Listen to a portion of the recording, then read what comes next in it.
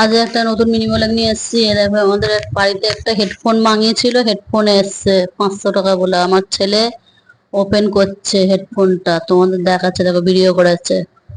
তারপরে খুলছে আস্তে আস্তে, ব্যাস খুললো, খুলে এবার বার করছে, দেখো হেডফোনটা তোমাদের দেখাচ্ছে। দেখো খুলছে, খুললো, কালো কালারের, এখনো খোলা হয়নি, তো দেখাচ্ছে খুলেছে। খুলে ছুরি নিয়ে আসবে, ফের দেখো ছুরি পাশে রয়েছে, হাতে করে খুলতে পারেনি, লাস্টে ছুরি নিয়ে এসছে, ছুরি নিয়ে এসে খুলছে। দেখো লাস্ট, তাইটাও কেবিল, ওর চার্জ দেবো এটা।